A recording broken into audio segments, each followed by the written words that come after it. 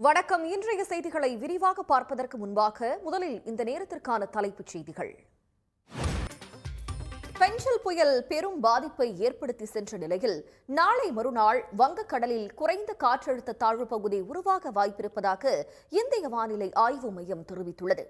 வங்கக்கடலில் பெருமழை வெள்ளத்தால் பாதிக்கப்பட்ட மக்களுக்கு 2000 ரூபாய் நிவாரணத் தொகை வழங்கும் பணிகள் தொடங்கியுள்ளன. 2026 தேர்தலில் அதிமுக ஆட்சி அமைப்போம் என்று எடப்பாடி பழனிசாமி உறுதிமொழி ஏற்ற நிலையில் அவரது எண்ணம் கனவில்தான் நடக்கும் என்று டிடிவி தினகரன் விமர்சித்துள்ளார். ஜெயலலிதா ஆட்சியை தாம்தான் கொண்டுவரப் போவதாகவும் சசிகலா கூறியுள்ளார். இடைவேளைக்கு பிறகு மற்ற செய்திகளை தொடர்ந்து பார்க்கலாம். நீண்ட இழுபறிக்கு பிறகு மராட்டிய மாநில முதலமைச்சராக பாஜகவை சேர்ந்த தேவேந்திர பட்னவிஸ் பதவியேற்றார். பல்லாவரத்தில் வயிற்றுப்போக்கு ஏற்பட்டு 2 பேர் உயிரிழந்த நிலையில் அதற்கு கழிவுநீர் கலந்த குடிநீரை பருகியதுதான் காரணமா என்பது பற்றி பரிசோதனை நடைபெறுவதாக அமைச்சர் மா சுப்பிரமணியன் தெரிவித்திருக்கிறார். உலகின் மிக மோசமான விமான நிறுவனங்களின் பட்டியலில் இண்டிகோ இடம் பிடித்திருப்பதாகவும் மொத்தமுள்ள 109 நிறுவனங்களில் இண்டிகோ 103வது இடத்தில் உள்ளதாக பட்டியல் வெளியாகியுள்ளது.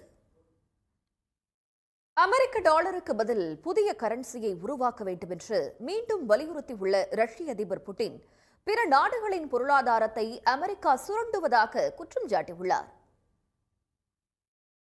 இனி முக்கிய நிகழ்வுகளை ஒரு நிமிட செய்திகளாக பார்க்கலாம்.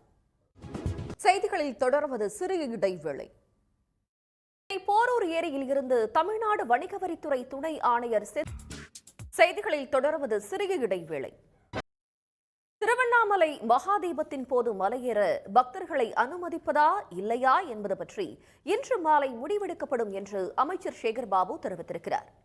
திருவண்ணாமலை அண்ணாமலையார் கோவிலில் கார்த்திகை தீப திருவிழா கொடியேற்றத்துடன் தொடங்கி நடைபெற்று வருகிறது.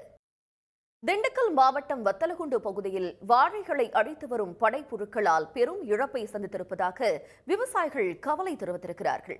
வத்தலகுண்டு மற்றும் சுற்றுவட்டார பகுதிகளில் வடகிழக்கு பருவமழை காலம் முடிவதற்கு இன்னும் 26 நாட்களே இருக்கும் நிலையில் அதற்கு முன்பே தமிழ்நாட்டில் இயல்பை விட அதிக மழை பெய்திருப்பதாக தனியார் வானிலை ஆய்வாளர் பிரதீப் ஜான் கூறியிருக்கிறார்.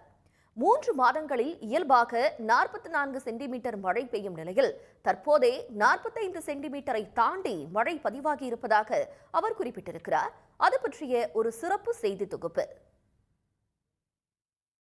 தமிழ்நாட்டில் புயல், மழை, வெள்ள பாதிப்புகளை பார்வையிட்டு ஆய்வு செய்ய ஒன்றிய அரசின் குழு இன்று மாலை சென்னை வருகிறது. புதுச்சேரி அருகே கரையை கடந்த